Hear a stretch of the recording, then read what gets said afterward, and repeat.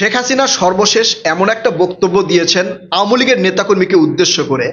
সেই বক্তব্যের পর জামাতের সর্বশেষ যেটুকু আশা ছিল সেই আশাটাও ধ্বংস হয়ে গেল।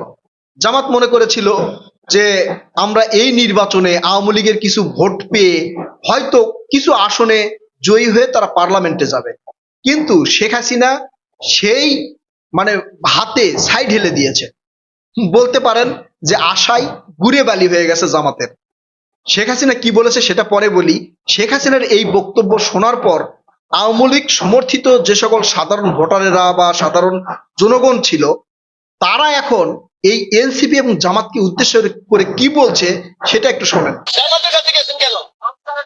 আরে সরকার জামাতের রাজাকার, আপনার মুক্তি চান রাজাকার। এদের কাছে গেছেন কেন?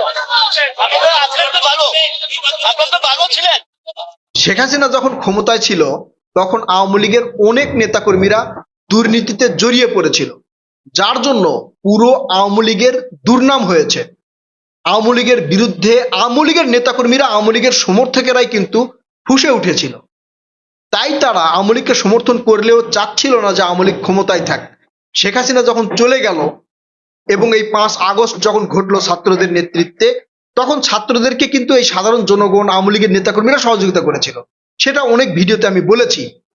এখন যারা আওয়ামী লীগকে পছন্দ করতো কিন্তু আওয়ামী লীগের দুর্নীতিকে পছন্দ করতো না, বা এখনো যারা আওয়ামী লীগকে পছন্দ করে, সেই সকল সাধারণ ভোটার জামাত শিবিরকে ধুয়ে দিচ্ছে, সাথে এনসিপির উপরে খুব ঝাড়তেছে। এনসিপি কে বলতেছে জামাত শিবির তো রাজাকার। জামাত শিবির 1971 সালে এই দেশের যেই স্বাধীন হয়েছে, এই স্বাধীনতা জামাত শিবির চায় নাই। জামাত শিবির পাকিস্তানি হানাদার বাহিনীর সাথে একত্রিত হয়ে এই দেশের মুক্তিযোদ্ধার উপরে গুলি চালিয়েছে। জামাত শিবির এই পাকিস্তান হানাদার বাহিনীর সাথে যুক্ত হয়ে তারা বাংলাদেশের লাখো মা বোনের সম্ভ্রম হারিয়ে ফেলেছে। তারা বাংলাদেশের মা বোনদেরকে সে ওই পাকিস্তানি ক্যাম্পে নিয়ে গিয়ে দিয়েছে। বুঝতে পেরেছেন কতটা ন্যাক্কারজনক ঘটনা ঘটিয়েছে। তো এই সকল বিষয় যারা জানে, যারা প্রবীণ, যারা বৃদ্ধ, তারা এই জামাত শিবিরকে কখনোই মন থেকে গ্রহণ করে না। এই জন্য তারা এনসিপির উপরে রাগ ঝাড়তেছে। আপনারা কেন জামাত শিবিরের সাথে যুক্ত হলেন? আপনারা যখন মাঠে ছিলেন তখন তো আপনাদের সাথে আমরা ছিলাম। আমরা যতই আওয়ামী লীগকে সমর্থন করি, তারপর আপনাদের সাথে ছিলাম, তাদের দুর্নীতির বিরুদ্ধে দাঁড়িয়েছি। শেখ হাসিনা পালিয়ে গেছে, আপনারা ভালো ছিলেন। আপনারা তো এই জামাত শিবিরের সাথে যোগ হওয়া একদম উচিত হয় নাই। এই ক্ষোভটা এখন সাধারণ জনগণ ঝাড়তেছে।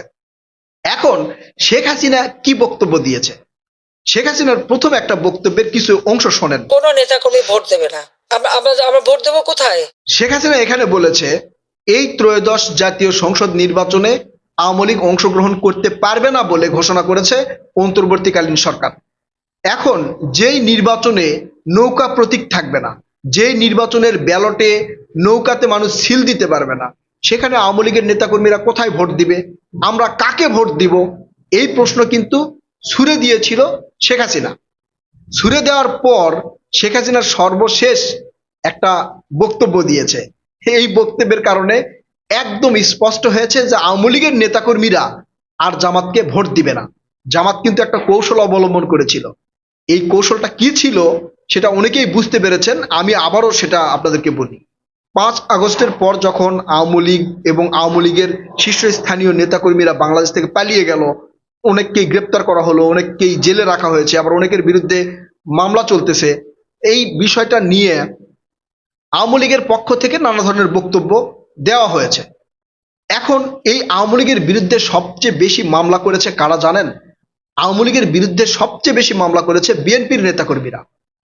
কারণ 16-17 বছর ধরে বিএনপির উপরে যে নির্যাতন চলেছে, বিএনপির নেতাকর্মীদের বিরুদ্ধে 60 লক্ষ মামলা করেছে আওয়ামী লীগের নেতাকর্মীরা।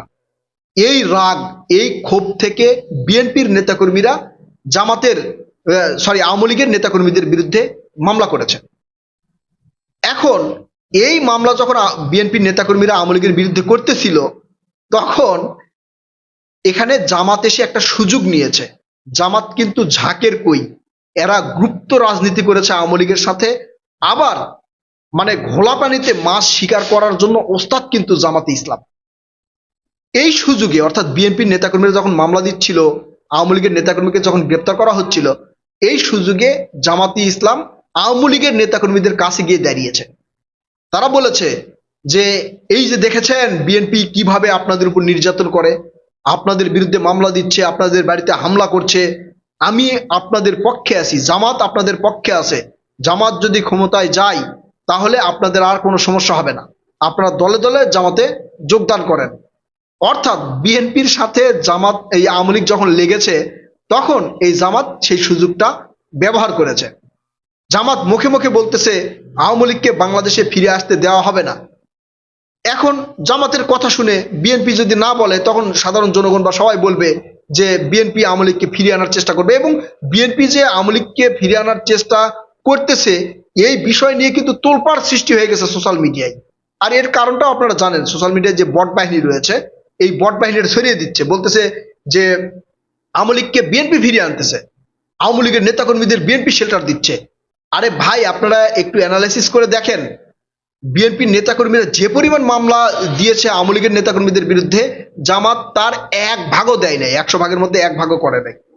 জামাত সোশ্যাল মিডিয়ায় ছড়িয়ে দিচ্ছে আওয়ামী লীগকে ফিরিয়ে আনবে বিএনপি, আবার গোপনে গিয়ে আওয়ামী লীগের নেতাকর্মীদেরকে বলতেছে যে আমরা আপনাদের সাথে আছি, আমরা আপনাদের তো মামলা দিচ্ছি না, আমরা আপনাদের উপর হামলা করছি না। মানে এইভাবে তারা এই কৌশলে আওয়ামী লীগের নেতাকর্মীকে নিয়ে আসার চেষ্টা করতেছে, একই সাথে আওয়ামী লীগের ভোট তাদের ঝুলিতে নিয়ে যাওয়ার চেষ্টা করতেছে। এখন শেখ হাসিনা এই উদ্দেশ্য, জামাতের যে এই কৌশল, এটা ফাঁস করে দিয়েছে।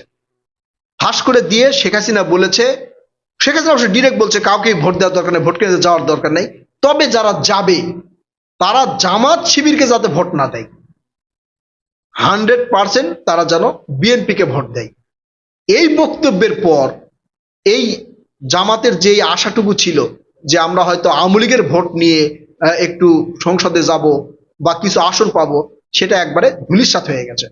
আওয়ামী লীগ জামাত শিবিরকে কখনোই ভোট দিবে না। আওয়ামী লীগের কিছু সমর্থক হয়তো এনসিপি কে ভোট দিত, সেই এনসিপিও আর ভোট পাবে না।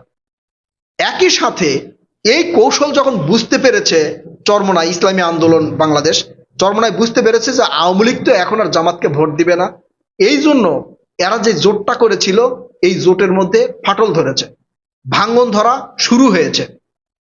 চরমোনাই সরে গিয়ে নতুন একটা জোট করবে, এই ধরনের আশ্বাস কিন্তু পাওয়া যাচ্ছে। আর এর কারণটা হচ্ছে যে জামাত যেভাবে বুঝিয়েছিল যে আওয়ামী লীগের যে সকল নেতাকর্মী বা ভোটার রয়েছে বা সমর্থক রয়েছে তারা আমাদেরকে ভোট দিবে, এখন সব রাজনৈতিক দল এরা বুঝতে পারতেছে আসলেই জামাতকে আওয়ামী লীগের নেতাকর্মীরা ভোট দিবে না, যদি ভোট দেয় তাহলে বিএনপিকেই দিবে। এবং আওয়ামী লীগের নেতাকর্মীরা বুঝতে পেরেছে যে এই দেশের যে সার্বিক পরিস্থিতি, এই পরিস্থিতিতে বিএনপিকে ক্ষমতায় নিয়ে আসা উচিত, কারণ বিএনপি যদি ক্ষমতায় না আসে তাহলে দেশের আপামর জনতা অশান্তিতে ভুগবে, দ্রব্যমূল্যের দাম বৃদ্ধি হবে, দেশে সাধারণ দেশের যে সকল লোকজন প্রবাসে যায় তারা যেতে পারবে না, বাংলাদেশকে জঙ্গি ট্র্যাক দেওয়া হবে। এইটা আওয়ামী লীগের নেতাকর্মীরাও বুঝতে পেরেছে। এই জন্য শেখ হাসিনা ডিরেক্ট বলে দিয়েছে যারা ভোট দিতে যাবে তারা যেন বিএনপিকে ভোট দেয়, জামাত শিবিরকে অবশ্যই ভোট দেওয়া যাবে না। প্রিয় দর্শক, শেখ হাসিনার এই বক্তব্য আপনারা কিভাবে দেখেন? আপনারা কি মনে করেন যে আওয়ামী লীগ জামাত শিবিরকে ভোট দিবে? আপনারা আপনাদের মূল্যবান মতামত কমেন্ট করে জানাবেন। কথা হবে নতুন কোনো ভিডিওতে, ততক্ষণ পর্যন্ত ভালো থাকবেন। আল্লাহ হাফেজ।